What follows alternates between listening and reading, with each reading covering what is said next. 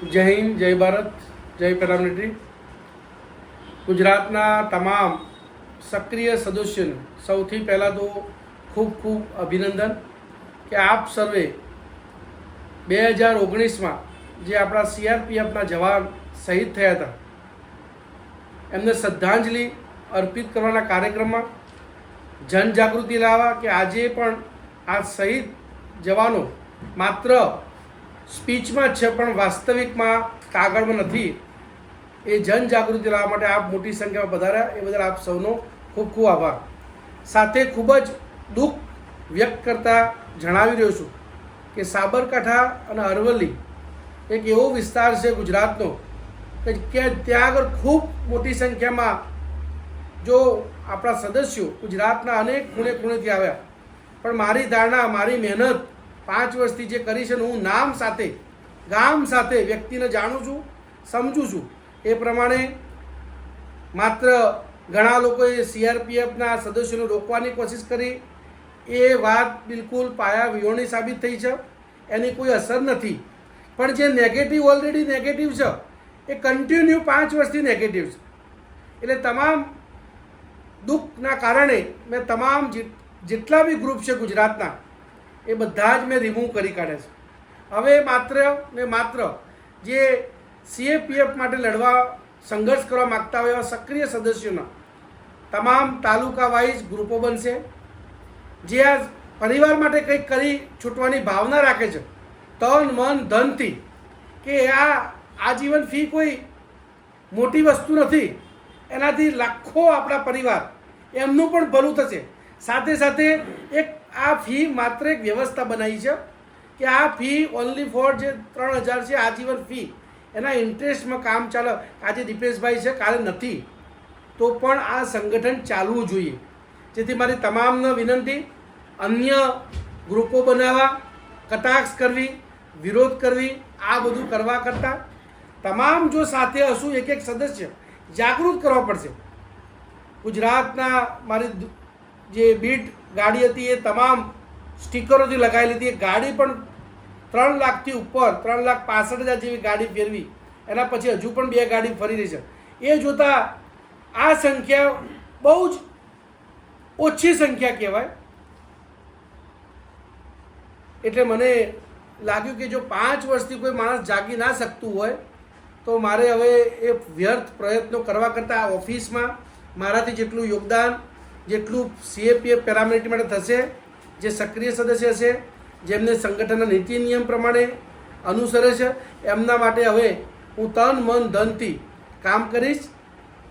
જિલ્લા વાઇઝ કોઈ એવા બેન પણ હશે શહીદ પરિવારના, એના માટે પણ કામ થશે. નિવૃત્ત જવાના છે એના માટે પણ કામ કરવાની ના નથી, પણ ફર્સ્ટ પ્રાથમિકતા સંગઠનના જે સદસ્યો નીતિ નિયમ અનુસરે છે એને પ્રાથમિકતા આપવામાં આવશે. પ્રિયોરિટી પ્રમાણે કામ હવે સંગઠન થોડું વ્યવસ્થા, સારી વ્યવસ્થા રીતે કામ કરશે.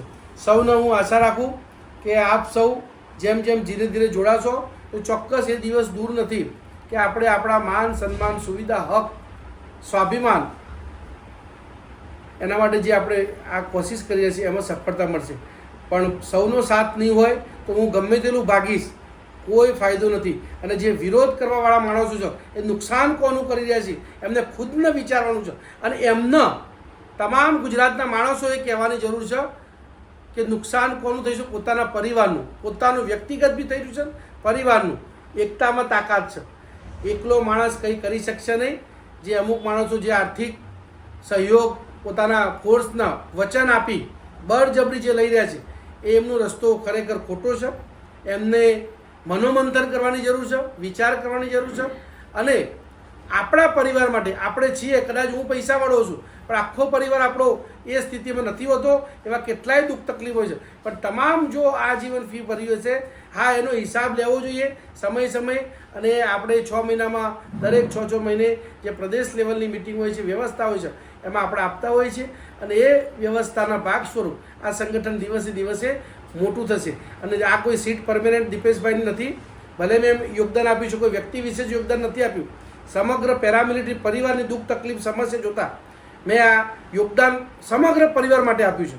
એવી ભાવના રાખવાવાળા માણસ સદસ્ય છે એ પણ આવનાર સમયમાં આ સ્થાન લઈ આપણા સમાજ માટે, આપણા પરિવાર માટે. આપણો સમાજ એટલે પેરામિલિટરી મારી જાતિ છે, મારો ધર્મ છે, મારો સમાજ છે, અને હું એના માટે આખરી દમ તક હું કામ કરીશ. જ્યાં સુધી મારામાં તાકાત હશે, મારું શારીરિક સ્વસ્થતા હશે, મારું શરીર સાથ આપશે, ત્યાં સુધી મરણ પથારી પણ હશું, પણ મારે થાય એટલું હું આ પેરામિલિટરી પરિવાર માટે કરીશ. પણ સર્વે ગુજરાતના સદસ્યોનો એક સાથે રહેવા, અને જે આ એક સિસ્ટમ બની છે, એક રાજ્ય એક સંગઠન, તો જ કામ થશે. અને ભારત માટે પણ આ જ છે, એક રાષ્ટ્ર એક સંગઠન, તો જ કામ થશે.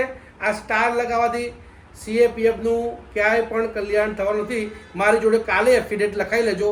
જેમને બહુ એવું હોય, સંગઠન હશે તો જ કામ થશે. બાકી IPS IAS ગમે તેના હશે અધિકારી, એનાથી કોઈ CAPFના કલ્યાણનો પ્રશ્ન સમસ્યા છે એ હલ થવાનો નથી. માત્ર ને માત્ર મજબૂત સંગઠન તાકાત એક જ એનો મૂળ મંત્ર છે કે તાકાત મજબૂત હશે આપણી, તો જ આપણી વાત સાંભળવામાં આવશે.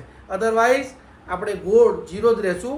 તો ઝીરો રહેવું કે હીરો બનવું એ આપ સૌના હાથમાં છે. અને મને કેટલો ભાગવો, દોડાવો, સંગઠન માટે કેટલું સ્પીડ પકડાવી, એ પણ આપણા સંગઠનના તમામ સદસ્યો ઉપર નિર્ભર કરે છે. તમે મને તાકાત એનર્જી આપશો એટલું હું ચોક્કસ ભાગી. હું ભાગવા માટે તૈયાર છું, પણ એ તાકાત કોણ આપશે? આપ સૌ આપશો. એટલે આપ સૌને હું બે હાથ જોડી વિનંતી કરું છું, કોઈ પણ વિરોધ પ્રદર્શન કે વિરોધાભાસ ક્યાંય મગજમાં કે દિલમાં પણ ના લાવશો. આ પરિવાર આપણો છે. CAPF પરિવાર રાખો. હું BSFનો, હું CRPFનો, હું SSPનો, આ ભાવના લાવવાની જરૂર નથી. તમામ ગૃહમંત્રીના અધીન છે. તમામના જે હક છે એ પેરામિલિટરીને મળશે તો તમામને મળશે. તેના માટે સૌએ પ્રયાસ કરવાની જરૂર છે. પોતપોતાના વિસ્તારમાં જે બી થાય સંભવ આપ સૌ કોશિશ કરજો. ખૂબ ખૂબ આભાર.